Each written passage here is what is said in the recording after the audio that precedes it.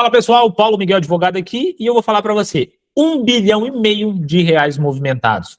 Influenciadores com milhões de seguidores, artistas no topo das paradas e agora no centro de uma investigação pesada. Sei que você viu a prisão dos MCs e o dono da Choquei. Mas a pergunta que ninguém está respondendo de forma clara é: essas pessoas realmente cometeram crime? Ou estão sendo usadas como algo maior? Hoje eu vou te explicar, como advogado criminalista, o que está por trás dessa operação e quais os crimes que estão sendo investigados contra eles. E, principalmente, o que pode levar alguém da fama direto para a prisão.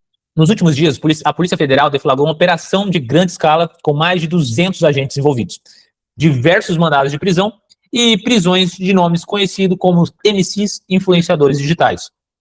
E o valor da investigação já ultrapassou, a informação fala que já ultrapassou de 1,6 bilhões de reais movimentados por eles.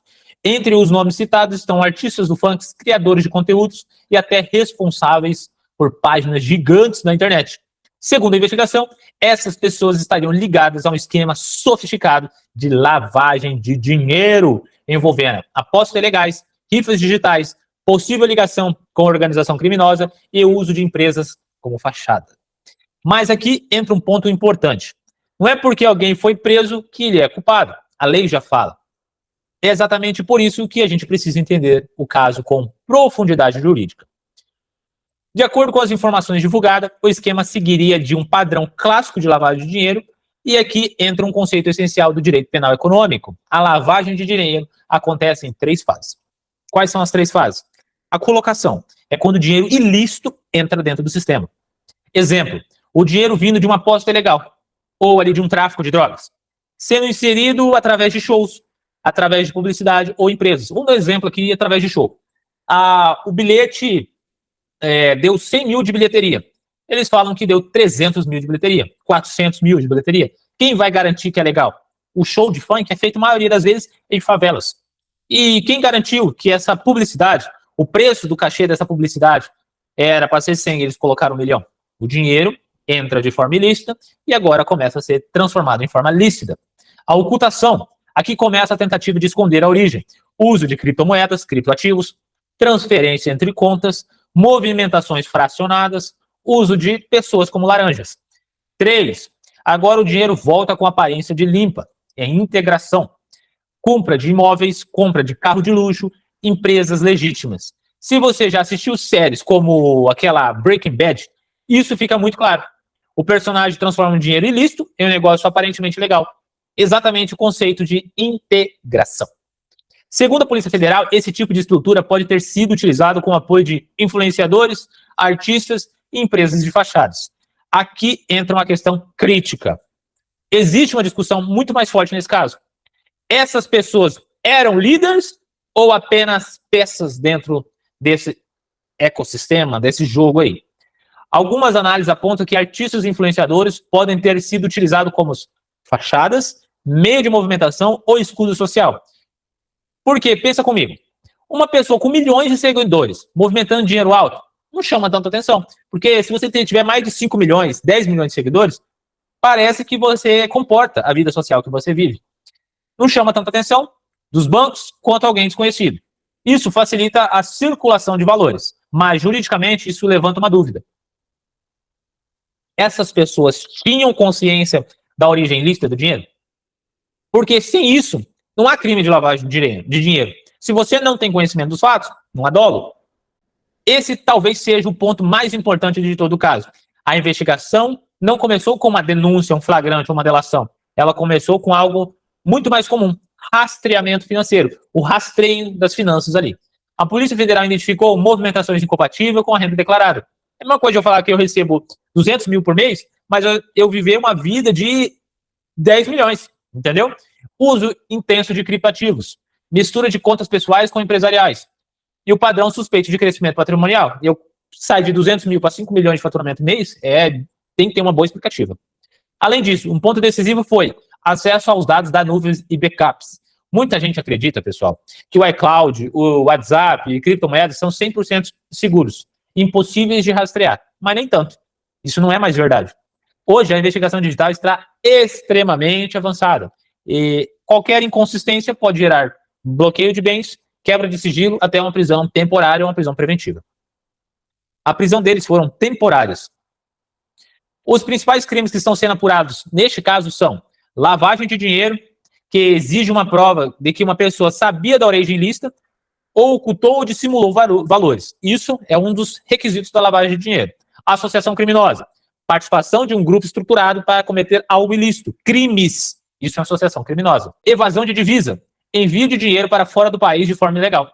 É possivelmente uma organização criminosa, dependendo do grau da estrutura da hierarquia. Dependendo ali da hierarquia, porque falam que um dos MCs é liderança, mas pelo que a gente vê nas redes sociais, não parece ele ser o líder, mas sim uma pessoa que foi usada, por grau de escolaridade, forma de como vive a vida. Mas aqui está um detalhe técnico, não basta movimentar dinheiro. A acusação precisa provar dolo, que eu falei, conhecimento da origem ilícita e participação ativa do esquema. Sem isso, a defesa tem espaço forte para absolver, desclassificar, até mesmo soltar os MCs aí. Se não houve o dolo, ou conhecimento da origem ilícita, ou participação ativa do esquema, porque, participação ativa, falar que eles só viviam de rifa e de outras coisas, difícil, porque eles, pelo que a gente vê nas redes de música, eles são top 1. Então, esse fato de eles serem top 1 garante para eles um faturamento alto. Falar que eles só vivem de esquema, difícil. Conhecimento da origem ilícita, se mexem com rifa, e aquela rifa não está legalizada, pode sim, aí sim, conhecimento da origem ilícita. Pode ser que eles sejam absolvidos da organização de tráfico de drogas, mas responder aí por evasão de divisa, organização criminosa. Exatamente aqui que entra o trabalho do advogado criminalista. Nós, que somos advogados criminalistas, atuamos nesses pontos. Uma defesa bem estruturada, vamos questionar tudo isso. A origem das provas, se essas provas foram lícitas, ilícitas, se eles tinham conhecimento ou não tinham. A legalidade da quebra de sigilo. Se não houve legalidade na quebra de sigilo ali bancário ou telefônico, a gente vai bater em cima disso daqui. Vínculo real com a organização criminosa, se eles tinham alguma ligação com algum líder de facção, com alguém que esteja vinculado ao crime organizado de tráfico de drogas, aí sim, se não tem vínculo. Muitos desses traficantes veneram os MCs porque vivem uma vida abastada. Mas falar que só pelo fato de o traficante gostar do MC tem vínculo, não é vínculo. Vínculo você tem vídeo junto, conversa de WhatsApp, meu amigo, isso é vínculo. Tem negociação. E principalmente, se havia conhecimento de crime. Qual crime que você tinha conhecimento? Essa é a pergunta que você é feita em audiência. Qual crime que você tinha conhecimento, qual que você não tinha? Eu tinha disso. Então você vai ser imputada esse crime. Eu não tinha disso. Como que você não tinha? Vai ser feitas as perguntas pelo promotor de justiça. O promotor de justiça vai indagar, falar isso, aquilo. O advogado vai contrapor as provas, vai indagar o cliente para buscar a absolvição daquele fato ali. Além disso, muitas prisões nesse tipo de operação são preventivas para investigação ou temporária. As informações que a gente tem são que todas as prisões são temporárias. Ou seja, a pessoa é presa. E depois que a polícia busca, consolida as provas, aí abre margem para a atuação técnica da defesa. O que aconteceu? 3 dias depois da prisão, os advogados ainda não tinham acesso às investigações ainda. Isso é normal quando corre em segredo de justiça. Tem um duplo grau de segredo de justiça e muitos advogados demoram até semana para conseguir acessar o processo. Tem que entrar com habeas corpus para poder liberar acesso ao processo. Este caso não é só sobre os MCs, ou influenciadores, ou de páginas famosas. É sobre o sistema financeiro, tecnologia e direito penal que eles se cruzam. Porque a prisão só deu-se por uma investigação. E a investigação, quando há uma prisão de alguém, sequestro de bens que aconteceu, que eles foram presos com muitos bens, agora o que tem que ser feito? Uma defesa para conseguir desarticular tudo isso, provar a inocência dos clientes, para que eles sejam soltos e possam liberdade. E principalmente, como qualquer movimentação fora do padrão pode gerar a atenção das autoridades.